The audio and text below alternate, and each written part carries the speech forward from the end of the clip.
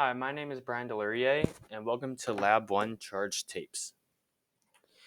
In this experiment, the goal is to determine how much excess charge is on one piece of charge-clear tape.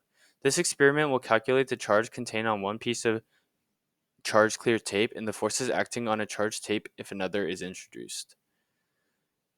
This experiment will calculate the charge contained on one piece of charge-clear tape and the forces acting on it. And as you can see, we are looking for the force of A on B in the bottom right, as well as the force of gravity on B, since it is floating. In order to charge the tape, place a piece of tape down on the table. Then place a second piece of tape on top and pull the two tapes apart. The top piece of tape, or the U-tape, should now be charged. You can repeat this process to create multiple charged tapes. In order to determine what the charge is of this tape, you can take a plastic pen and rub it in your hair, creating an electric charge on the pen, a negative charge. If you place this pen close to the tape, you can see that they attract. This means that the tape has a positive charge. Models and assumptions. The model shown to the right shows the forces acting on the two charged pieces of tape. The blue arrows show the forces of A on B and B on A, and as you can see, they repel as A and B have the same charge.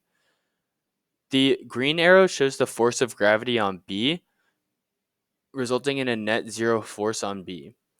Some assumptions are that treating a long piece of tape as though it were a point charge, with all of the charge concentrated at the center of the long tape. You can see these point charges to the right. Also, each U-tape made has about the same amount of charge, evenly distributed along the length of the tape. Some recorded data for this experiment was the length of tape being 0.135 meters and the width of the tape being 0.022 meters. The distance between tapes A and B when tape B was floating was 0.022 meters. Some of the calculated data was the force of gravity on tape B was approximately 0.001323 newtons. The charge of the tape can be found by saying the force of gravity equal to the force of the electric field, which results in a charge of 8.4 times 10 to the negative ninth coulombs. The number of deficient electrons is equal to the charge divided by the charge of an electron, giving you 5.27 times 10 to the 10th electrons. The number of atoms can be found by taking the surface area of the tape and dividing it by the length of an atom squared. So that results in 2.97 times 10 to the 17th atoms.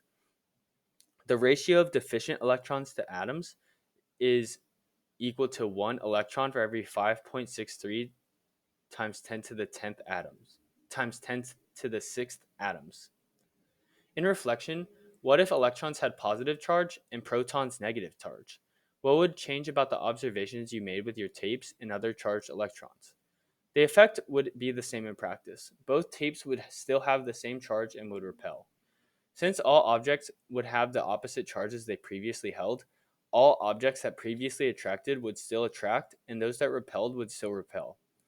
Why is it important to handle the charged tapes as little as possible? What happens when the charged tapes come into contact with your hands or other objects? When coming into contact with a neutral body such as a hand, electrons will flow from the neutral body to the positively charged tape. This will make the tape more neutral in charge, and its effect on its surroundings will be lessened. In order to see the GlowScript code for this lab, please follow this link, or you can follow the link in the description. Thank you.